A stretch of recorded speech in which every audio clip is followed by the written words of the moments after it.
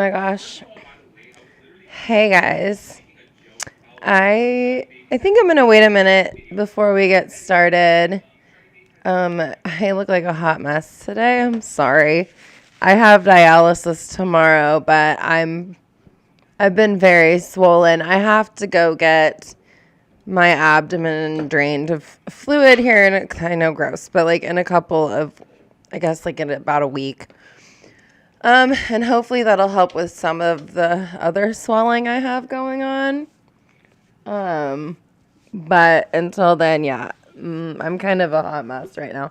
I just didn't really feel like putting on makeup because sometimes with kidney failure, it's really difficult to just do anything. Like even getting out of bed is impossible.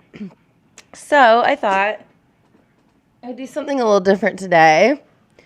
And we could talk about my story and my whole deal with kidney failure and being on dialysis. And if anyone has any questions, I can do like a Q&A or an Ask Me Anything type of live. It's just kind of up to if anybody comes in and watches. But yeah, if you're new, I'm Keely and I am, oh my God, I hate saying this. I'm 36. I feel like I'm 26 though. I'm 36 and I live in Kansas and I have been on dialysis for kidney failure since I was 29, which is like, it's why I think I feel like I'm still in my 20s because I think the trauma of just like being on dialysis and like all the times that I've pretty much died in the hospital and all the time I've wasted in the hospital, like I think it just stopped my brain like in my 20s or something. I don't know. I feel like I've missed out on all of my 30s for sure. That's been really difficult. But yeah, it's not something that I thought would happen to me because I was really healthy. Well, we'll get to it. I'll tell you guys like my whole deal. I have some pictures you can see and so it won't be boring. I know it's like she's just gonna talk about herself the whole time. I'm gonna do some skincare, some good molecules. What is this? This is the overnight exfoliating treatment. Yeah, it's AHA, BHA acid. Anyway, so because it's like 8:30 here, so I'm gonna do my nighttime skin routine. But yeah, so I've been on dialysis for, oh my God, wouldn't this be like 7 years? So I started in 2018, but I was born preemie and my dad had Agent Orange from Vietnam. And so I was born with genetic birth defects, me and my twin sister. We were 2 months early. I have a picture, hold on. I have a picture of us. That's me. This, if you can see, this is me. Little baby me in the NICU. I was 2 pounds, 8 ounces, I think. And my sister and I were 8 weeks early. But apparently being a preemie is pretty common with Agent Orange exposure. My dad was in the Vietnam War and he died from Agent Orange. He got esophageal cancer from it. But most of the little babies of Vietnam vets who were exposed to Agent Orange were being born prematurely with genetic birth defects like I had, which were, they said I had critical kidney function. I'm not sure exactly what that entailed, but I do know that I was in the NICU for a month. And my twin sister and I both were. And we were brought home and we were on monitors and different kinds of like machines and stuff until we were about 3. The Children's Miracle Network paid for our equipment. And I was healthy most of my life. I mean, I didn't even know I thought it was just because I was preemie, but my mom said I had bad kidneys when I was born. I didn't know this. I had one kidney infection when I was like 10 years old. But other than that, like, I was very active. I played a lot of sports. I did a lot of musical theater, and so I did a lot of dance, and I was just really active. I had a six-pack in middle school because I was kind of a gym rat. Like, I had a lot of energy because I have bad ADHD. So my mom would take me to the gym with her and just let me go crazy. And I worked out with a personal trainer, and yeah, I ended up with like a full six-pack in middle school. But I just loved working out. I loved running. I ran cross country, but I was a high jumper. High jumping was like my thing. That was like my sport. I was really active. And then I was in the Young Marines. I was honor graduate and platoon guide, which meant I did the best in my boot camp for Young Marines. And my whole plan was to go into the Marine Corps, just like my dad.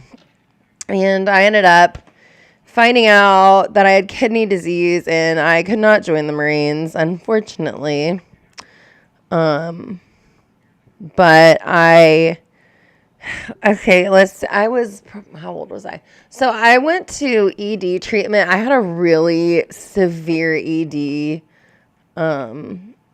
for a very long time. Trigger warning. I'm going to show some pictures from back in those days. This is like 2 weeks into my second treatment. I went to treatment 3 times out of state. I've been in recovery for 13 years. It's been really difficult, especially with everything going on with my body. I wanted to do this on a live stream because there's so much, and like this would be too long of a video. But this was me in 2011, I guess, is around the time that they started monitoring my kidney function. Because clearly I had a very serious ED and I was abusing diuretics and laxatives and things like that, and just was, not well. I was not well. And so basically, they started kind of noticing that my kidney function was weird. And I don't know. I guess like it was like when was that? Was it 2012? I want to say. I ended up in the hospital with some kind of sepsis, and yeah, so that's when they said, "Hey, you need to see a kidney specialist because your kidney labs, your functioning is not good." And I also got sent to treatment for the final time. I did not want to go at all. I went that time kicking and screaming, but I never went again because I was like, I hate going to treatment. I hate it here. I'm going to do this again. So I recovered because I hated that treatment center so much. It was Laureate in Tulsa. Anyway, so I got with a renal specialist, a nephrologist, and they did a biopsy on me, and I was about 25 when this happened, and they said that I had stage 3 kidney disease, which was crazy because I didn't know I had kidney disease at all, but I found out that, you can literally have kidney disease and not know it and be in, the end stages, because you don't get symptoms until maybe late stage 4, usually around stage 5. So a lot of people in stage 5 there's 5 stages of kidney disease. The least serious being stage 1 and the most serious being stage 5, which is end-stage renal disease, or ESRD, which is kidney failure. You're not in kidney failure until you're stage 5. So a lot of people be like, yeah, I'm in stage 3 kidney failure. No, you have stage 3 kidney disease. You're not in kidney failure until you're stage 5. So that's under 30% kidney function. So most people don't have to start dialysis until they're, I think it's under 15% function, which is about, I think I was like 12% when they finally started me on dialysis. But I got to rewind a little bit. So I got diagnosed with kidney disease, and my doctor basically was like, you don't really need to do anything. There's not really anything we can do at the time. They didn't have like Farxiga or any of those like medications that are out now that can like slow kidney disease progression. My doctor was basically like, yeah, there's not really anything you can do. But the plan was, they thought maybe I'd be in my 80s, maybe my 70s when I finally went into kidney failure. But I got pregnant with my daughter, my sweet little awesome daughter, Badger. You guys know Badger. She's the best kid in the world. I love her so much. But I got pregnant with Badger and went into kidney failure during my pregnancy. So, yeah, so that's fun. So I went into kidney failure and, sorry, I was watching The Real Housewives of Salt Lake City. It's like literally my favorite. I just can't, I can't watch it right now because I don't want to miss anything, and it's a longer episode than I realized. Anyway, so back to my story. What was I talking about? Oh, yeah, okay. So, I'm like getting so distracted. I'm so like nervous telling this because I don't want to start crying, and it's been really shitty. And I didn't think that this was going to happen. So, yeah. So, I had my daughter. And my doctor was like, well, you're going to probably need to start dialysis at some point. You are officially, like, in kidney failure. You're stage 5. I was like, oh, that sucks. But in my mind, I didn't think that it would actually happen. Like, I didn't think that I would actually start dialysis, like, ever. I never ever thought I would actually have to do it. So I was in denial because when I found out, my dad had just been diagnosed with esophageal cancer, like stage 4. After a really long period of waiting, we had to try to get the results through the VA. If you guys have dealt with the VA, especially with the Vietnam vets, trying to get help through the VA, you know how absolute BS it is. So my dad in 2016 went to he couldn't swallow, and so he went to have a biopsy done, and they had his appointment scheduled for about 2 weeks out, and so then he excuse me, I'm like this is hard for me to talk about. So he had his appointment scheduled, and the VA sent him a letter saying that his doctor went out of town for 6 weeks. He would be on vacation, and there was nothing they could do for my dad, and he had to wait until his doctor came back, and they rescheduled his biopsy. So his biopsy was scheduled for another 6 weeks out, and then he'd have to wait 2 weeks for the results. And we were already like nervous because my dad couldn't eat, and he knew it was cancer. I was trying to stay positive, and so we had to wait about 8 weeks to find out if my dad had cancer or not. He did, and it had already metastasized through his liver, and it went through his esophagus, and I think it was in his lungs. I remember right. And we had this house that we lived in. I can show you guys a picture of it. I still have dreams about this house every night. Like, it actually is what happened? It's becoming kind of like a disruptive thing in my life where I dream about this house like every single night. This is the house I grew up in. This was the house that this was the house that I lived in my whole life. Let's see, I think it's on here somewhere. These pictures are all from the early 2000s. I'm telling you guys, when I'm telling you, look at my arms, that I had a freaking six-pack. I worked out all the freaking time. That was me in middle school. But this is the house that I was brought home from the hospital to. And I think I have a picture of it up here. I can't even, like, drive over to that side of town. Here it is. This was my house. My room was right here.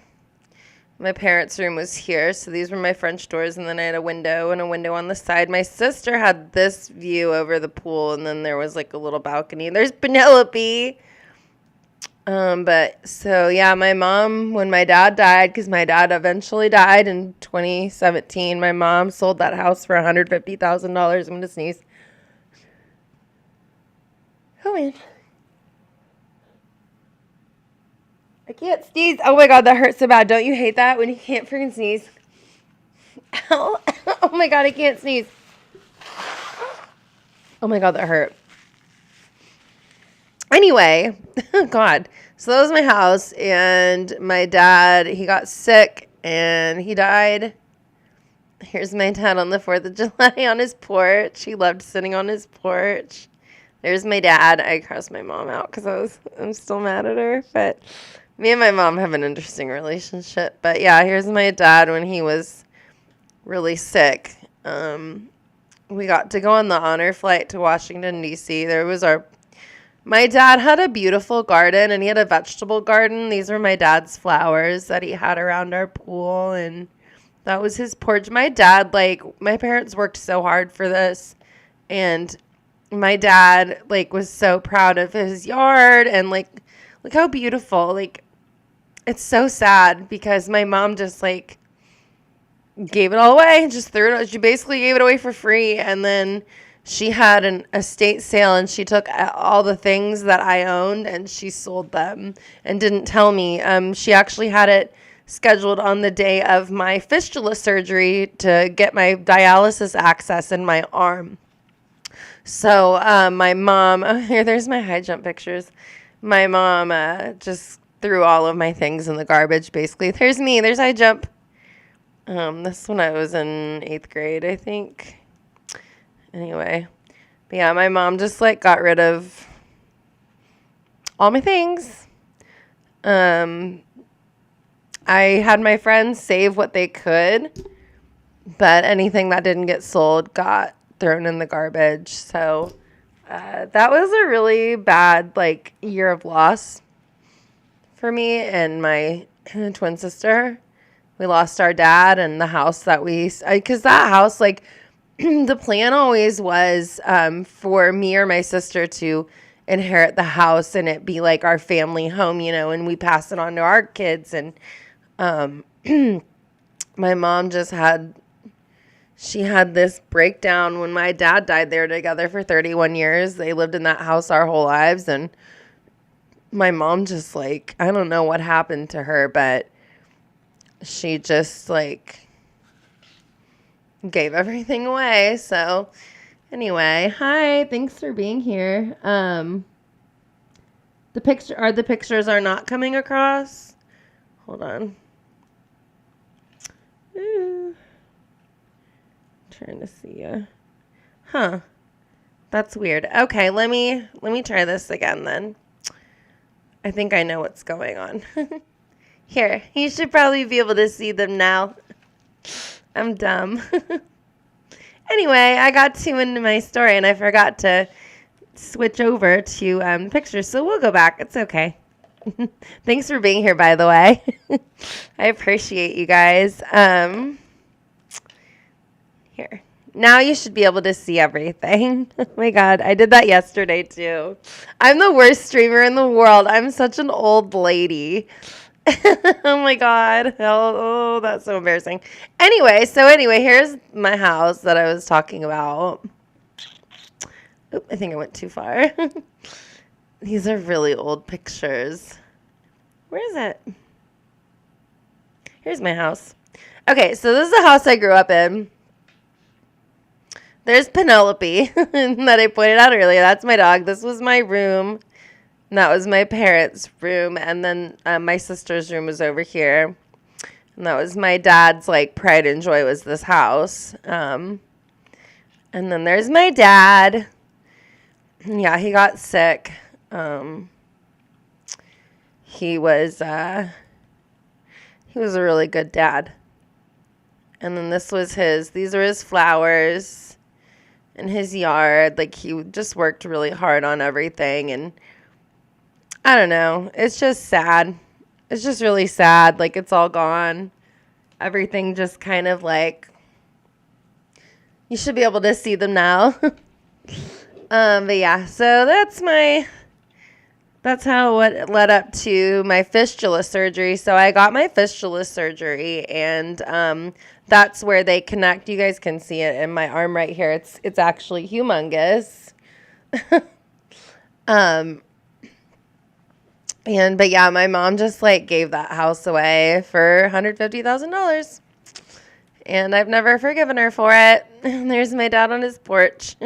He loved his porch. But yeah, I got sick and got my fistula surgery. And I didn't have to start dialysis until about 6 months after my fistula was put in, because it needed to like mature.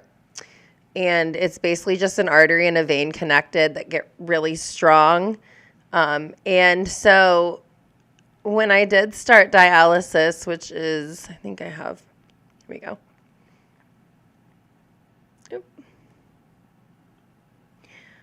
When I did start dialysis, I don't know. I just like did not think it was going to happen. I was freaking out because I actually was supposed to start a corrections officer academy at the prison. And I think it was like that weekend. So like on a Monday, I was supposed to start academy. Well, the Saturday before, I had to go to the ER, and they were like, you need to start dialysis today. And I was like, no, I actually can't. I have to start work. Like, I have to start I was finally going for my law enforcement career. I was like so proud of myself. And I was like, watch, something's going to happen. And guess what happened? I had to start freaking dialysis. Oh my God, I was so mad. And I have a video of, this was like my first time like starting dialysis. It was, I was not happy. You could tell I had been crying.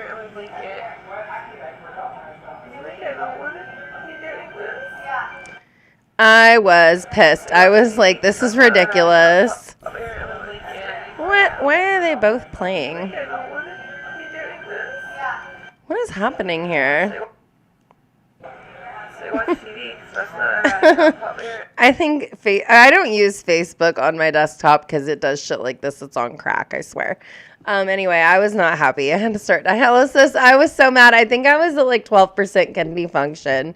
And my doctor's like, hey, guess what? You have to start dialysis. I was like, no, I don't want to. But I had to, so I don't know. It was one of those things that I just was in denial about, I think, because like I had already gone through all the trauma of losing my dad in the house, and I wasn't speaking to my mom because she relapsed really bad, and like it was just really a rough time, and I lost all my things, and I was so stressed, and I was starting this new job, and I broke up with my daughter's dad, and there was just like a lot of shit going on, and I was just like, I don't even know to this day how I am coping with it, because I don't think I have coped with it yet. But I've been on dialysis for 7 years. I've been trying to get on the transplant list, and it has not gone well for me. Every time I like do the stuff they need you to do to get on the list, because you have to go through a whole process before you can get on the list. I do everything they tell me to do, and then they're like, it's taking you too long. I'm like, bro, I had to have surgery last time for them. And the doctor kept pushing my surgery back. And I couldn't control that. And they said, yeah, we'll have to close your case and reopen it later. I was like, that's some bullshit. So yeah, I've been on dialysis forever. I'm always in the hospital. That's fun. Oh, this sucked. This was, okay, so, but what was this, like 2019? Oh my God. So I ended up getting, because they would put an oxygen tube in my nose, they I don't know if I got cut by the oxygen tube or what, but I ended up with a staph infection in my face. Like, in my face. Look at my face. The oxygen tube. Look at my face. But I look like a fucking Snapchat filter. I look like a boxer got punched. Something happened with the dialysis. Like, what the hell? Look at my face. My sinuses and my nose. I look like a Snapchat filter. I think it's the dry air from the hospital, but I also think... No, girl. So, when I woke up this morning, my sinuses and my nose... Yeah, that was really bad. So, I ended up, what the hell? What is going on here? Facebook is literally on crack. So I ended up in the hospital, and things like that can happen when you're on dialysis. You can get infections really easily, so you have to be really careful because like my whole face, like I couldn't even move my head. It was so painful. So I ended up in the hospital, and they ended up, what happened? So like around the time, because I went into the ER and all they did was give me like a Norco and send me home after like I laid on a cot in the hallway for 12 hours, whatever. So the next day I started throwing up blood and I was like, I should probably call paramedics. So I did. And when I got to the hospital, they're like, oh, you have a staph infection in your face and also you ripped your esophagus open. And I had been in recovery for like 12 years at that point. Or no, it had been like 7 years at that point. So it was just like an old ED injury that can like, so you have to be so careful. Like you have to be so careful. Like even in recovery, it can like affect you later. I had torn my esophagus open. It's called a Mallory Weiss tear. So they had to go in and like clamp my esophagus and like cauterize it back together, I guess. And then they had to like fix my face.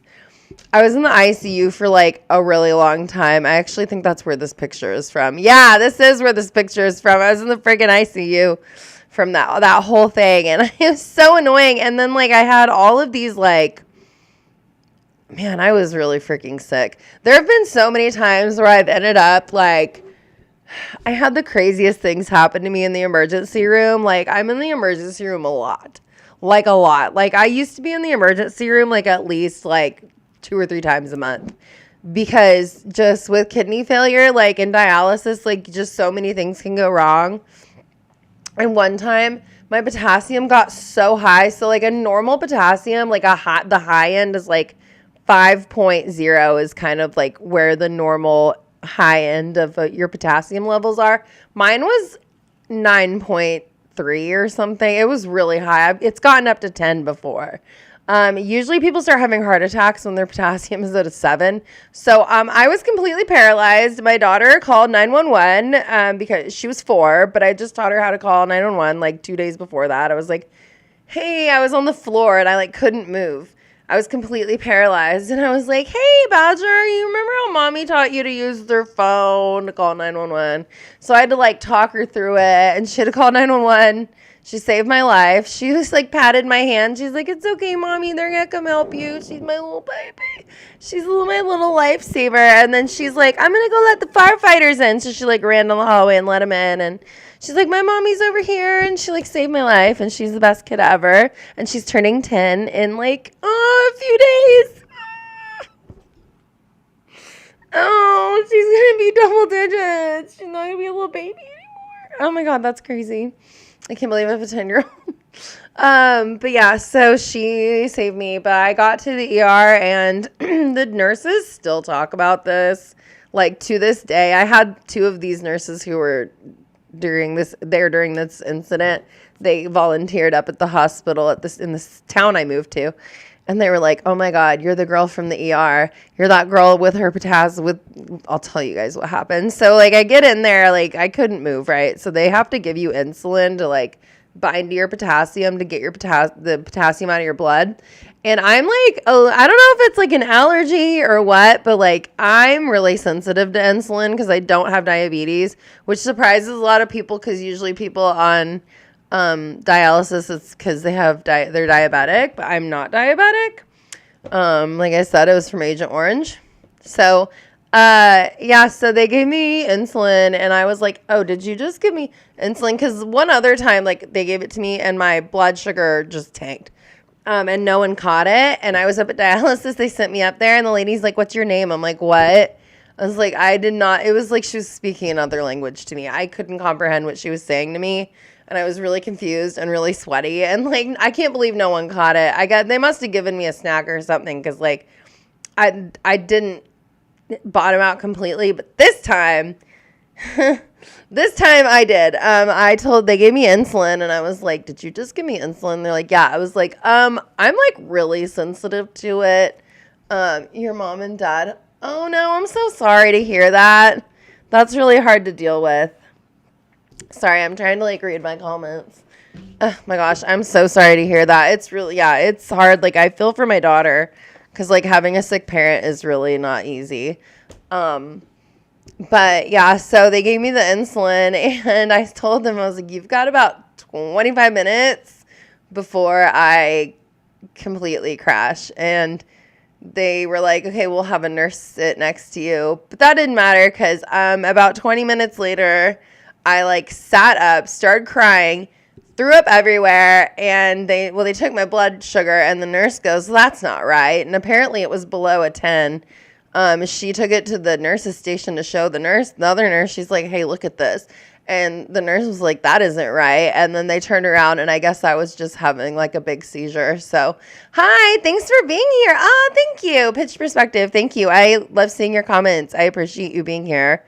I'm just telling a little bit of my story on here because it'd be too long to put in a video. I was just recanting the time when they gave me insulin because my potassium got too high. Because you guys know when your kidneys get rid of your potassium in your blood. Since I only have 4% kidney function, if I have too much potassium, like it builds up. Like I have to be careful of what I eat. And there are binders and things, but like my potassium can still get really high. So dialysis gets rid of the potassium and phosphorus and things like that. I look a little jaundiced today. But so yeah, they gave me the insulin and I had a big seizure, like a big one, and I coded, I guess. And they still talk about that in the ER because I still see those nurses around and they're like, we still talk about that day. That was the craziest thing we've ever seen. I was like, that's saying a lot because the ER sees a lot of stuff. But yeah, I scared them pretty good that day. I don't know. I didn't see anything though. So that like I'm in like a major existential crisis ever since then because I'm like, oh no, it was all black. It was like being under anesthesia. Oh no, like what if you don't go anywhere? Like where's my dad at now? Like oh god. Anyway, my dad died in 2017 and it like literally it like sent me spiraling. I've had like I don't have any grandparents left, but like I don't know, like when you lose a parent, it's like a completely different, it's like a whole different situation. But anyway, so after all of that stuff happened and they did the surgery on my esophagus and all that, I have then got gastroparesis from, I think, the surgery, and I had to be on a feeding tube again. And I was on a feeding tube in treatment. When I was Something really cool. But yeah, I had a feeding tube for a little bit. But I kept throwing up my feeding tubes, which they were like, that's not possible. But I did it. So yeah, the worst thing, I think, so I started with my fistula and then I ended up, let's see what happened. Oh, yeah. Okay. Oh my God. This sucked so bad. So I was at dialysis and like when they hook you up to dialysis, if you guys look at this picture, they have 2 needles in my arm. They have one here and they have one here. They have an atrial and a venous. So one takes the blood away from your heart and one takes it to your heart, whatever. And I don't know what happened, but my fistula, I'll show you, is really curvy. Like you can see how curvy it is. So if they stick it wrong, the needle can go. The needles are really big. I'm really scared of needles. I have to take an Ativan before every treatment.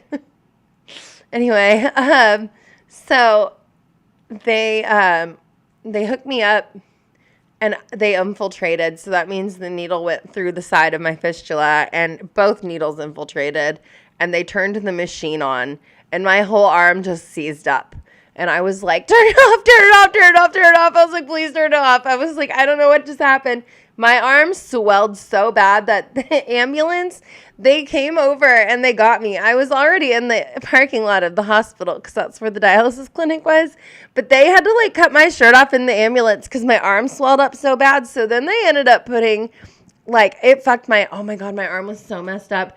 And so then they're like, we're going to have to put a tube in your chest. And I was like, no, you're not going to. But I had my really cute surgeon, and he talked me into it. He was so cute. They put one in my thigh first, and then they put it in my chest. And like, look how black my arm was. Oh my God. Oh my God. I was in such bad shape. I was in such bad shape when this happened. They had to give me a lot of Ativan. Look how black my arm was. And it was so swollen. It was just crazy. It was so bad. My neighbor was really annoying. Oh my God, I look horrible. Yeah, I did not want this. I can't bathe anymore or shower anymore. I can't bath. I can't. I literally looked like I was dead. It looked so bad.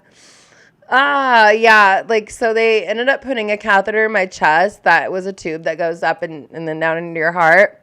And it sticks into like the very tip of your heart. And that's how you have dialysis, because my arm had to heal. So I was so mad, but honestly, it was so nice not to get hooked up with needles. Like I loved that thing. I know there's a big like risk of infection, but like it was so much easier to do dialysis. I'm so scared of needles. It was so nice not having to have needles in my arm, but the thing is, you like can't get it wet. So like when you shower, you have to like wrap it really good. You have to like, I had to use a detachable shower. It was a pain in the ass. Like it's so nice to just jump in the shower now. There are things that you take for granted, like so bad. Like I take for granted not being swollen all the time. Like look at this. This is crazy. Like I'm not a big person. Like I'm not big, but like I definitely like look like I have quite a bit extra weight on me because I'm just there's fluid everywhere. Thank you. You were so sweet. I literally just like I don't really have a choice. And I'm also way too scared to die, so I won't. I refuse. I'm way too scared. I don't like not knowing what's next. I don't like not knowing what comes after this, and so I'm like fighting tooth and nail because I don't want to go. Like I'm too scared. I'm like, what if it's nothing? And so yeah, I just keep going. But yeah, so I got that tube. I had that stupid tube. It gets worse. It gets a lot worse actually. That hurt so bad. Like literally that like felt like somebody like shot me in the chest with a buckshot. Like it was really, really painful. And so this is how they hook you up. I love that nurse. She's like the nicest ever. But yeah, that's how they hook you up. They just like, they prep it and then they draw the blood back and then they hook it up to the tubes and it goes through the machine and it cleans it. Yeah, so I had that tube for like a year. So then I went to get some work done on my fistula, my arm, because I was using it again. And I had this doctor who kept pushing my surgery back. And he kept pushing it back and pushing it back and pushing it back. And I was like, do you have another doctor I can get in with? So I got in with this female doctor, and she was really awesome, and I loved her. But she ended up leaving the practice. So when it was time for me to get my fistula tuned up again, like, you know, do a little tune up like on a car, you got to keep maintenance on it, you know, to keep it working, right? I went to the only doctor they had available, and he was very old. He was like in his 80s, and he would like, when I first went to see him, I was like, I just had that feeling in my stomach, like this is not going to go well. And I should have listened to myself. I should have just said, hey, can I just wait can I wait and see a different doctor? But like I needed to have this surgery done, so I just went ahead. I saw him 2 days before my surgery. He wanted to put a whole new fistula in. I was like, I don't want to do that. I just want to like fix the old one. Like the old one, it's still really strong. So I go in for my surgery. It was supposed to be an outpatient procedure, and I woke up to my arm looking like this, and I was in the ICU. My arm was black, and it wasn't working anymore. Yeah, it can actually make me really, I think, I don't know if it's like a hallucination, but yeah, you can definitely start, like, have your toxins can mess with your brain. Like, I get really bad mood swings. But if the toxins do, if it gets bad enough, then yeah, you can absolutely start seeing things and having some kind of like toxic, like psychosis type issues. That's definitely something that can happen. Especially if your blood sugar is all over the place, then that can definitely do it too. But yeah, so my fistula didn't work, and this doctor was like, hey, well, we'll just put a graft in your thigh, which I should have just told him no. Like, this was probably the worst thing that's ever happened to me in my life. I should have just told him no. So this was me after I looked like I got run over. So they had to put a new catheter in my chest because my arm wasn't working, and it was like black, and I don't know what he did to it. I don't know what he did to it. And I can't sue him because the statute of limitations was up. By the time I ended up in a nursing home. I'll get to it. But like, this was after they put another freaking catheter in my chest after I had my other one removed because this doctor fucked my arm up bad. So then he puts a graft in my thigh. And after they put the graft in my thigh, I was like, there's something wrong. I mean, I was in and out of the ICU probably like this. I was in the hospital. This was supposed to be an outpatient surgery. I was in the ICU for 6 weeks, and then my leg looked like that. And I was like, I think there's something wrong because they put a graft in my thigh. It's like a graft they put in your femoral artery. It's like a plastic piece to do dialysis because I couldn't do dialysis. And I don't know. He had been wanting to put some new access in that I didn't want anyway. Yeah, that's probably what it was. But so he put the graft in my thigh, and like they kept telling me I was lazy and I wasn't walking enough, and that's why I couldn't walk on my leg. And they said it'll just take some time for the swelling to go down. It'll just take some time for, it to like the fluid to move through your body, and it was not happening, and my leg was getting more and more swollen. I mean, look how big my leg was. It was purple. My leg was purple. And I kept telling them, like, hey, there's something, like, seriously wrong. Like, I couldn't even freaking walk. Like, that's a nurse holding me up. I couldn't walk. I was like, there's something really wrong with my leg. So they send me home. And after they send me home, my femoral artery ruptured. And somehow I made it to the ER. I don't know how. They had to like stitch a Hickman port into my shoulder, and they said they gave me more Dilaudid than they've given anyone in that emergency room ever. So they life-flighted me down to the city I'm from because I live up here in a small town, and they had to get me into emergency surgery to repair my hemorrhaging femoral artery because the graft caused an aneurysm, and the aneurysm ruptured, and it shredded my artery, and I think they said they removed 7 liters of blood clots just from my leg. So I have some videos from after that happened. Also, so this was before they put the graft in my leg. I was like, bye, regular leg. Also, since I had like 8 blood transfusions. Yeah, so I lost. Also, the reason I sound so weird when I'm talking is because of the. Find the right video. Yeah, they took an entire liter. Oh, a liter. And clots out of this hematoma in my leg, and like, this drain that they had, it's draining all of the. So they put a drain in my leg. She said there was like 600 milliliters that they took out of my leg yesterday, but there was still a leak that they didn't see. Oh my God, they had to have 2 nurses holding my leg up just so I wasn't screaming bad. It hurts so bad. It hurts like nothing I've ever felt in my life. Like, they basically had to knock me out because I was in so much pain. It was horrible, you guys. This was horrible.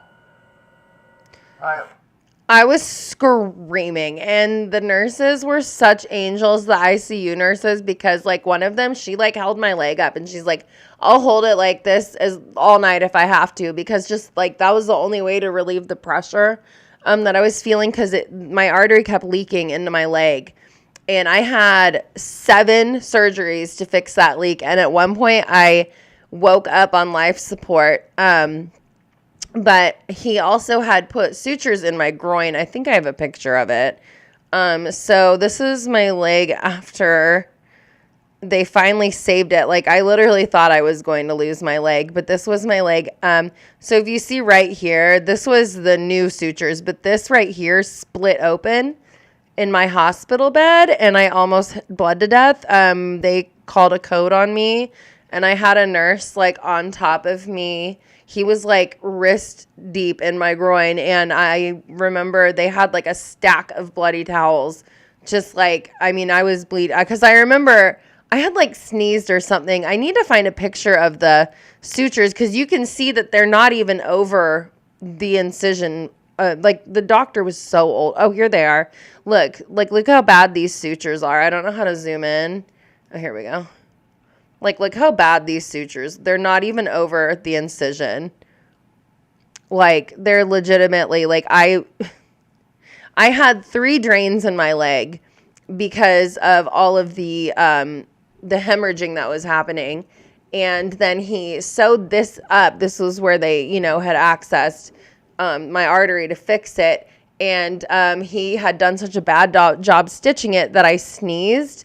Or I can't remember if I sneezed or if I coughed, but I felt like something warm, and I looked down, and there's just blood all over the floor, like all over the floor. It was everywhere, and it was just like fountaining out of my leg. And so I screamed for the nurse's aide, and she hit the code button, and I don't know if you guys have ever seen like a code called on somebody, but like they start throwing chairs and shit. Like they're on top of you. Like, there's a bajillion people in there, and there's a lot going on. But I barely remember it because I lost so much blood. I just remember being really tired and really cold, and I was, like, shaking, and they were just pumping me full of Dilaudid. And so I was talking to the nurse who was, like, trying to hold pressure for me. They got the biggest nurse they could find. He was so nice. And I told him I was like, I just want to go home to my daughter. And he was like, oh, like, I just had a baby. And so we were talking about his baby, and he was distracting me. And he was asking me about my daughter. And I was just like, I don't want to die. Like, I have a daughter. Like, I don't want to die. And because I was like pretty sure I was going to. And then after they finally fixed that hemorrhage and that the sutures that popped open, the anesthesiologist saw me later, and he was like, you're that girl that almost bled to death on my table. He goes, I'm shocked that you survived that. I was like, honestly, me too. But yeah, so that happened, and I woke up on life support, and they had me on a ventilator, and I was intubated, and it was Friday the 13th, and I was like, they strap your hands down, because like when you wake up, you want to pull everything out. The nurse was such an angel. She was such a gorgeous baby angel. I love her so much. I don't even remember her name, but she was so sweet to me. She was so nice. And she was like, I know you're scared. Everything is going to be okay. I kept trying to like point out to her that it was Friday the 13th. So I had to wait an hour for respiratory to come and pull the tube out. And when they came, I was like, it's Friday the 13th. I can't breathe. Yeah. They were like, oh my God, is that what you're trying to tell us? I was like, yes.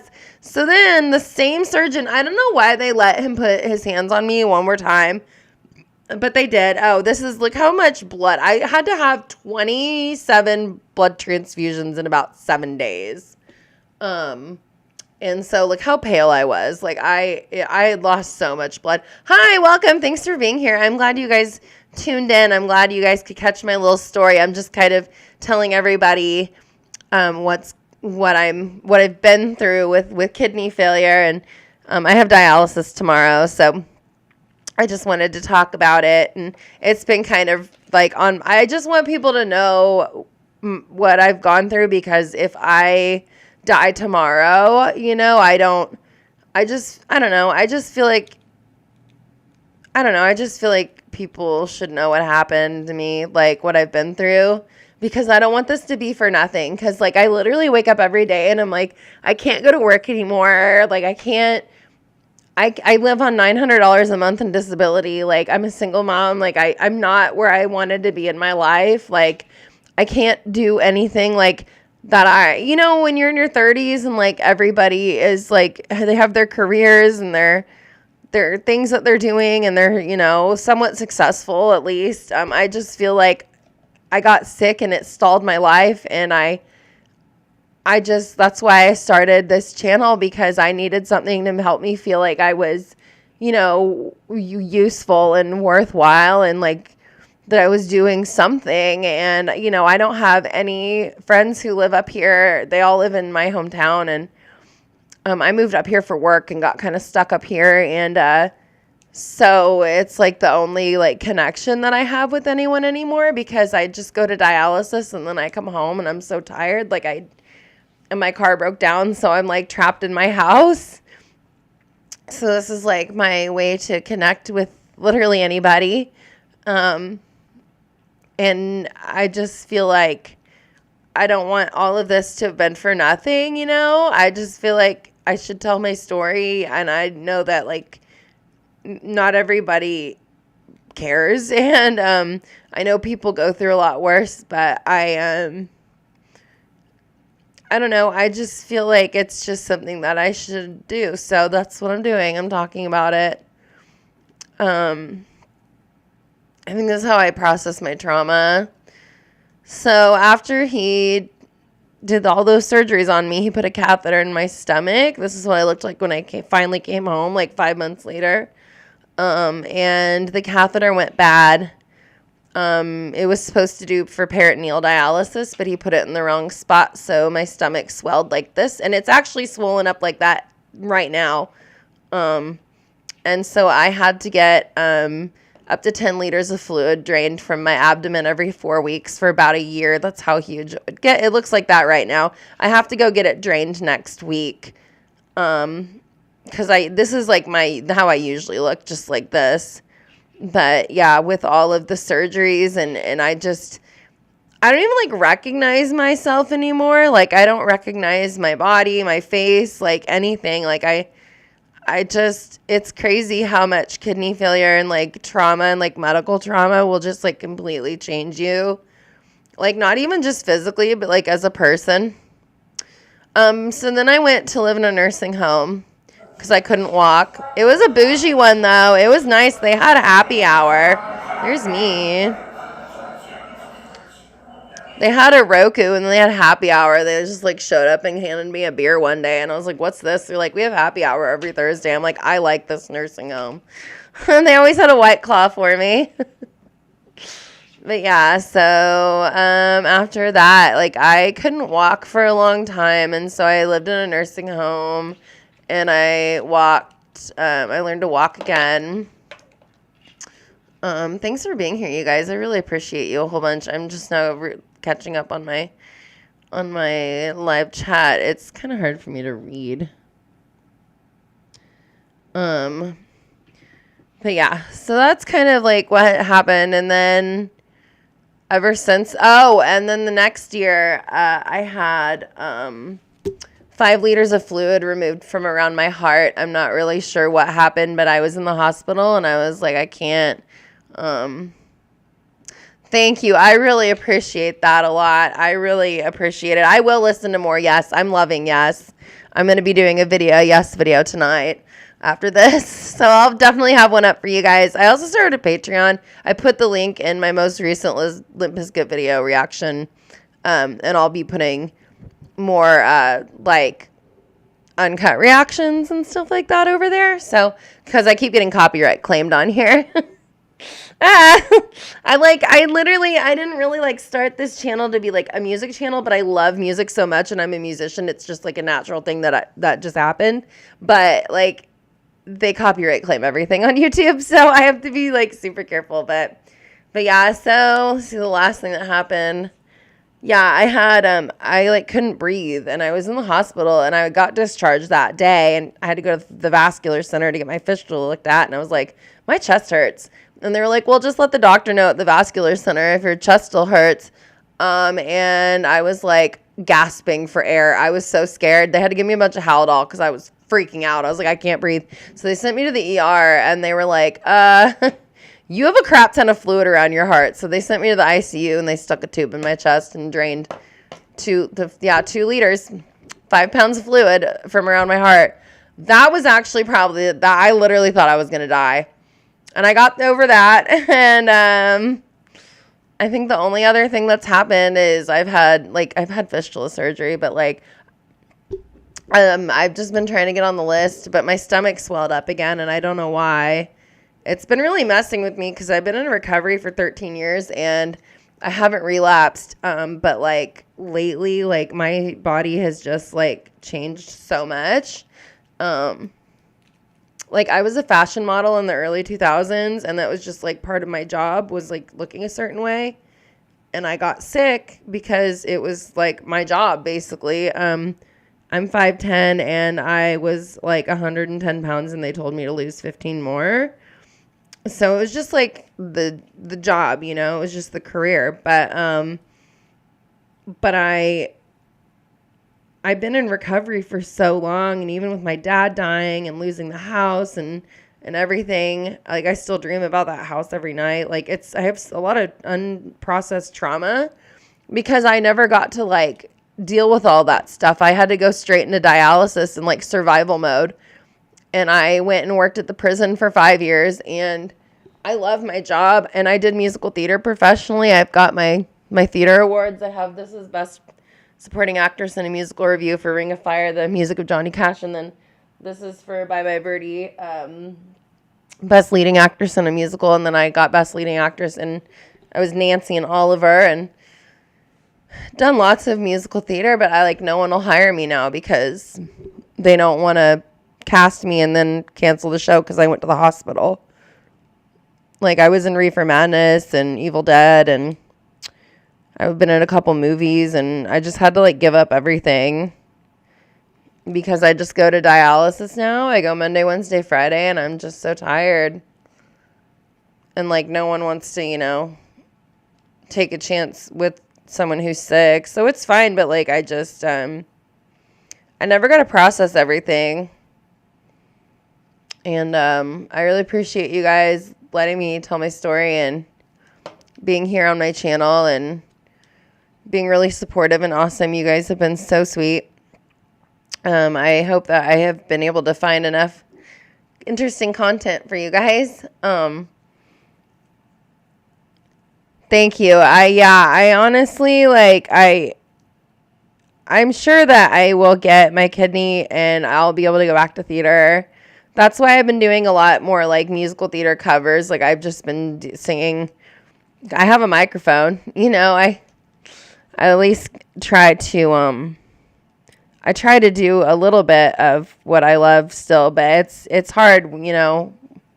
I feel like the longer I'm on dialysis, the more like struggles I have, and like living on disability it's not easy, and just to get assistance on things, there's just so much work you have to put into it, and it can get really overwhelming. I think I'm getting overwhelmed, like, lately, just, like, you know, affording clothes or affording basics like toothbrush, just, like, things like that, just, like, things you don't think about when you're, like, working and able, and you're able-bodied, and you're young, and, like, in my brain, I'm, like, I'm ready to go to work full-time, I'm ready to, like, you know, be active, go out with my friends, like, I want to do all this, but my body just, like, won't let me do it, and it changes so much that, like, I don't even want to be seen in public anymore. Like, I don't want people to see me like this. Like, I have a hole in my chest. Like, people ask me all the time how far along I am. I'm like, aren't we past this? Like, aren't we not supposed to comment on people's bodies anymore? Because my abdomen swells up so bad from fluid from dialysis. People will be like, oh, how far along are you? I'm like, I'm not pregnant. That's really hard on my recovery. That's something that's really, like, been really hard on me. I know people don't mean anything by it. But, like, I don't know. And I just got a bunch of clothes yesterday for Christmas because I never get to get myself clothes. And none of them fit because I'm so swollen. And it was just really hard on me to, like, I'm like, well, I guess I'm going to wear my sweatpants again today, and that's just not me. Like, I like clothes and fashion and I don't know. I just, like, I enjoy I want to enjoy my 30s, but I've, like, missed out on my 30s completely. And I've missed out on a lot of my daughter's life because she can't come with me to dialysis. So, she lives close to her school. So I get her every time she's not in school. So, summers and the weekends and then every day off she has, like, which are quite a lot. They have a lot of days off, which is better for me because I can see Badger more. But, like, it sucks because, like, I want to see her every day, like I did when I was a stay-at-home mom. But then I went back to work, and then I got really sick. But she understands. She's mommy's big helper. I'm trying to get back home to the town I live in, but everything's gotten so expensive, and they want you to show that you make 3 times your monthly rent, and I'm on disability, and there's, like, no housing for low-income people in my city, so I'm living in this small town where it's cheaper, which really sucks, because, like, I don't want to live here. I don't know anyone here. I have no friends here. I have no family here. I don't know anybody. So I just go to dialysis and I come home and I make my YouTube videos and I hang out with my kiddo and, I don't know. I don't want to sit here and, like, feel bad for myself because, like, it could definitely be worse, but it's been really hard, because I feel like I'm running out of time, especially since they just denied me for the transplant list again. Like, it's really discouraging.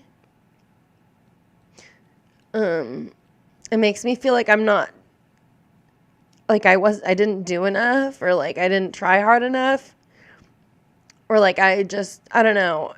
It makes me feel like a failure. And then also, like, I know if I don't get a kidney, it's going to be, like, I'm not going to have very much time. And I don't want to miss out on my daughter's life. Like, she doesn't deserve that. She's a good kid. She's the best kid. You guys see Badger in all my videos. She's the best kid in the world. She deserves to have her mom. It's sad that I can't always be there because I have to be at dialysis or in the hospital. Like, on Halloween, I was in the hospital. I had to get my parathyroid removed for transplant, and then they denied me. So that was super fun. I can try through other hospitals. Thank you. I really appreciate that. I appreciate that because, like, I'm almost 37, and I feel like I haven't done anything sometimes, and it's because I got sick. And a lot of this stuff isn't in my control, and I think that's, like, I wasn't going to cry. I think that's what's, like, hard for me is because, like, none of this is in my control. And I feel like I just can't get ahead.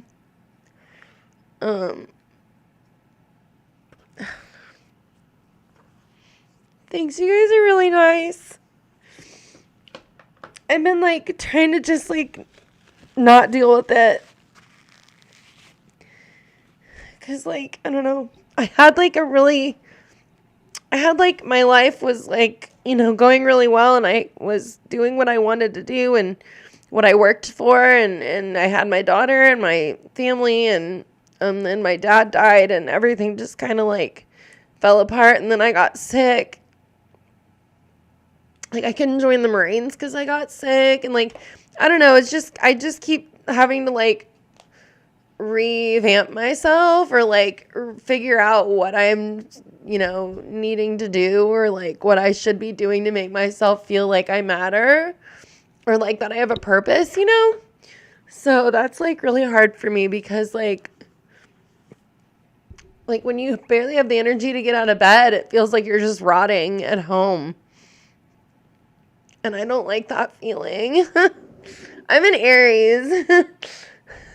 You guys are sweet. Thank you. I really appreciate that. Like, I haven't dealt with it. I haven't even dealt with my dad dying because it happened, like, right before I started dialysis. And it just frustrates me. It's just, like, not fair. It feels really not fair sometimes. Like, my dad should still be here, and I should still be at work. I love my job, like, so much. And we should still have our house, and our family should still be together, and it's just not, and it's fine, but, like, I don't know. Sometimes it gets frustrating because, like, I feel like, where would I be if I hadn't gotten sick? Like, I'd probably be, like,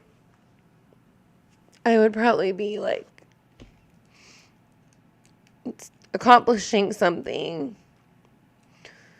It's hard when you're in your 30s and, like, everybody, like, you're supposed to start getting it together.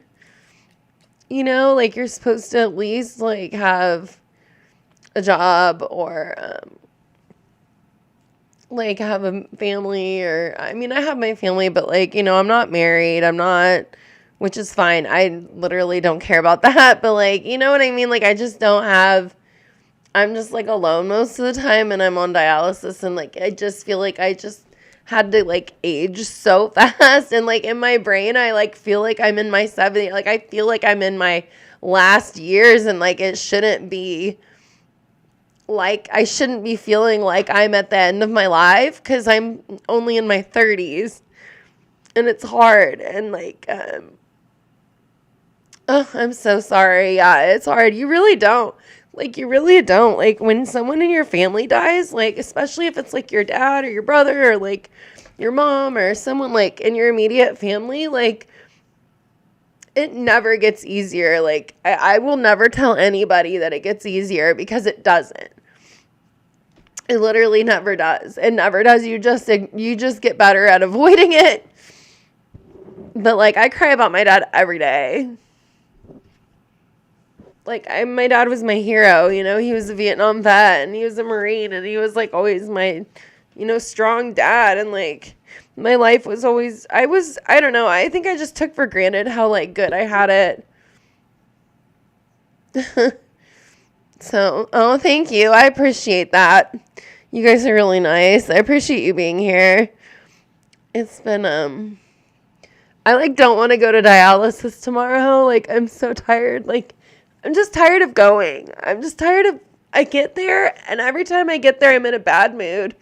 And I tell them, I'm like, sorry, I just fucking hate being here. I hate being here. I'm just, like, it's me and, like, all of I love old people, but, like, I'm just surrounded by elderly people all day long. And, like, I feel like I talk to the text too much because I don't have anybody to talk to who's my age. And I just feel like I'm just, like, wasting away. Like, I don't want to waste my 30s. I want to go out with my friends and, like, eat what I want and go to a bar. And, like, I just, like, want to, like, go to work and just, like, the basic things. Like, I don't even want to be, like, famous or anything. I just want to feel like I'm, like, doing something with my life, I guess. So it's been, thank you. I really appreciate it. Like, it's been rough. I just, cancer is really sucky, But yeah, I think I just eventually, like, will find something. I feel like I've got to have something that makes me feel like I'm accomplishing something. So this channel has been really helpful for me. Thank you. You guys are so sweet. I really appreciate that a lot. Yeah, dialysis sucks. I've been on it for 7 years now, and I thought I would have a transplant by now, but I don't. It's really hard to get on the list. I know some people, they get on the list in a year, but it's taken me over 7 years, and yeah, it's this channel has been really good for me because it gives me something to do and something to like work on and look forward to. And also like having engagement from you guys has really meant a lot to me because like I really feel super alone a lot of the time. So like the fact that people even watch my videos means so much to me. Like even if I get like 60 views on a video, I'm happy. Tulsa, hey, you're like 3 hours away from me. I went to treatment in Tulsa. I went to Laureate down at St. Francis. They have a Laureate down there. Yeah, I know Tulsa. That's where they filmed the first 48. I'm up here in Wichita. Yeah, no, it can be really isolating in the middle of the country because everything's just like so spread out here and like. It's the same I know it's the same out where you're at because where I live, you can't like do anything without a car, and my car just broke down. So I've been like so trapped. So I have to take transport, which the transport lady is so sweet. I love her.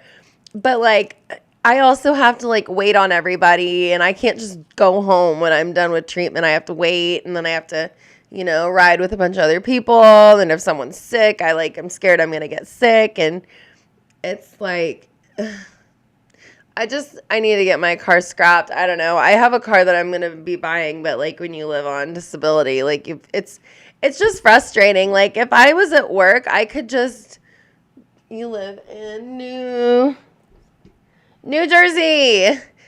I like the Real Housewives of New Jersey. I was watching the Real Housewives of Salt Lake City before I started my life. I'm going to finish watching it after this because it helps me feel better. You're from Kansas too? That's awesome. I like meeting my fellow Kansans. I like being here. I like it here. I like how it's affordable. I love Wichita. I mean, I'm like proud to be from Wichita. I love it. I think it's a great city, but I'm a little outside of Wichita, so I'm like in a little bit of a smaller city. But I mean, it's basically Wichita. But yeah, I mean, I like it. It's just like, if you don't have a car, you're kind of fucked. You're kind of screwed. There's like no way to get around here. Like, we have like, oh my God, the taxis up here are so scary. There's this one guy, he's in like a retired cop car, and like the exhaust is like, it's so loud, and you can't get out unless he opens it from the outside because it's an old cop car. And he like runs stop signs and like flings you around, and I hate it. I'm like, because the hospital made me take a cab to get home one time from the emergency room, and the other cab company, he refuses to register as an offender, so he isn't supposed to be operating, but he does. But I heard that there's a new one. It's operated by a woman, which is awesome, and I'm going to start taking them if I have to. But yeah, like if you live up in the Midwest, it's like, and you don't have a car, you're kind of screwed. Like, so I have to take transport to dialysis, and I hate it. I like the lady. I just hate waiting. I just want to be able to go home. Like sometimes I'll be waiting and I could have like driven home by that point, And I love elderly people so much, but like also sometimes they can be kind of mean. So I try not to take it personally. Oh my gosh. You're from Utah? I drove to Utah back in 2019. It was absolutely beautiful. It was gorgeous. You know what? That's good though. Like sometimes I think that like I should be more grateful of just like the simpleness of my life. You know what I mean? Like I'm trying to try to not take for granted that I don't have to go break my back at work right now. Even though I live in like abject poverty because I'm on disability. Like, I'm just lucky that I even have that. I don't know. It's like, I'm just trying to feel more thankful. Honestly, just, watching my videos and commenting means a lot to me. That's really like all I could ask for. You guys are so nice to be tuning into my live. I'm not very good at doing lives, so I just, I really appreciate it. I'm still trying to figure out how to do all this stuff. Like, I'm just proud of me that I like set this all up myself. But yeah, just watching my videos and saying hi means a lot. That's literally all I could ask for. You guys have been really awesome and supportive and lovely. And I mean, I'm going to have to go soon because I have dialysis in the morning. And like, I literally have to get my sleep schedule back on track. I think I went to bed. When did I go? Well, I went to bed kind of early last night, but like I woke up at like 3 o'clock this afternoon. And that's like, that's bad. That if I don't sleep very well. But if I start sleeping too much, I can tell my health is starting to like take a downward turn. So I'm trying to get my sleep schedule more back on track.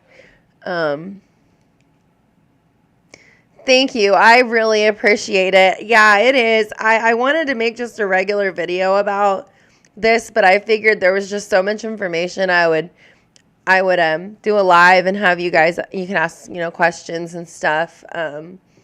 I really appreciate that a lot. I have about 16.6K on followers on TikTok, and I used to get a lot of people in my lives, and we had like a dialysis support group going on, but I don't know what happened. Like, I just stopped getting, like, I started getting like 2-3 viewers every live. I think I got shadow banned over there. Like, I get like 100 views on my videos. It's really weird. So I just kind of like gave up on TikTok. So I'm kind of glad they're banning it because I'm like, you know what? Screw it. Like, they don't let anyone see my lives anymore. But I had like a dialysis support group, and I would talk to a lot of people from all over the place who were techs or doctors or patients or people who had family members who were in kidney failure, had kidney disease, and it was a really great supportive community. So I'm hoping that they can find me over here and join our awesome little group that we've got going. And I really appreciate you guys listening to my story. And you're welcome to leave questions. I try to see I do see everyone's comments. I try to answer all the ones that I can. I also started a Patreon. So if I'm going to put I'll put the link on my bio. I think I can do it that way. I'll put my Patreon link. My Patreon link is in my most recent video that should be posted by now. I just did a Limp Bizkit reaction unless it got blocked. I've had a bunch of videos get blocked lately. So that's why I started a Patreon, because I can put the blocked ones. I can put them over there. And at least people can see them. So, like, the ones I put work into, like, am I going to? Yes, I am. I actually have a couple of videos coming up that I want to react to that have to do with, like, prison and some true crime stuff. So, yeah, I'm definitely going to do more of those. I try to kind of mix it up a little bit. So, like, I have a couple of videos I'm going to be making tonight. I'll put them out tomorrow. I think that you guys will like those. And then I have some more history ones coming out too, because those have been pretty popular. And of course, I'll do more reactions to Yes and different bands. So I'm going to take requests also over on my Patreon. Heart of the Sunrise. Okay, awesome. I will add the Heart of the Sunrise by Yes to my list. I'm loving my Yes journey, you guys. I'm loving learning about Yes. It has been so fun. I'm like, and you know what's even better is my mom was like, oh yeah, I love them. I have a bunch of their vinyl. So I know we have a bunch of Yes vinyl that I can actually listen to when I get a new record player. So that'll be fun. I'm excited to see which albums my mom has, because my mom and dad have like they have a crazy amount of records that I need to go through. And yeah, I have a bunch of albums by Love too that I've been meaning to work through. So yeah, I have more stuff in store for you guys. I've got it added to my list. I will put my Patreon. It's in the link on my last video, hopefully, if you guys can see it. But I will put it in my bio. But I'm going to go so I can get these videos made for you guys, and then I can get up in time for dialysis tomorrow. I don't want to go. It's so hard. It's also hard. I'm so swollen, you guys. I'm so swollen. I'm so tired of wearing sweatpants, but it's going to be another sweatpants day tomorrow. And then my daughter's birthday is this weekend. Badger turns 10. Yay, happy birthday, my little baby Badger.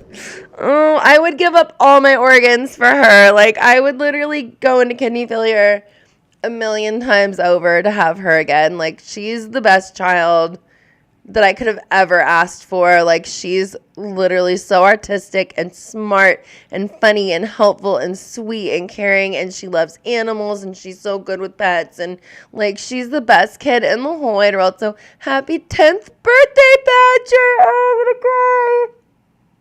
I just stopped crying when I'm gonna cry because that's my baby. That's my only. I can't have any more kids, and she's just so amazing. I literally could not have asked for a better child. She's just she's just amazing. She's just an amazing little person. I'm so excited for I love watching the person she's grown to be, and I'm just so proud of her. I'm so proud of everything about her. She's just the best. I literally couldn't. I love her so much.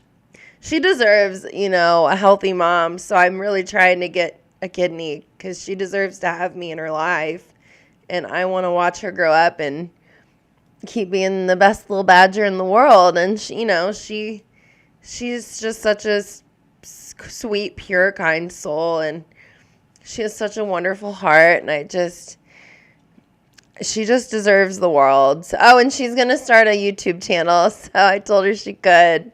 I hope that people don't think, people, I guess, have a problem with, 10-year-olds on YouTube, so I told her it can only be, it's going to be very, monitored by mom and dad. But that's how kids communicate nowadays. That's, our Facebook or MySpace or AIM, or I think I used MSN Messenger. That's our, that's how they communicate now. So, but yeah, so I've got to go get ready for her birthday party. I've got to make all the food, and I make this really good key lime puppy chow. You make it with the lime Jello mix and powdered sugar. It's so good. So I've got to go make that, and yeah. So I'm going to go, guys, but thanks for being here. Thanks for listening to my story. I hope thank you for the prayers. I really appreciate that. I really do. And I will have some more videos out for you guys, but until next time, I love you guys. Thanks for watching. I'll try to come on live again tomorrow. I'm going to try to start going live probably every other day so I can, say hi to everybody, and it helps me feel less lonely. So I appreciate you guys, and I will see you tomorrow. I'm going to get some videos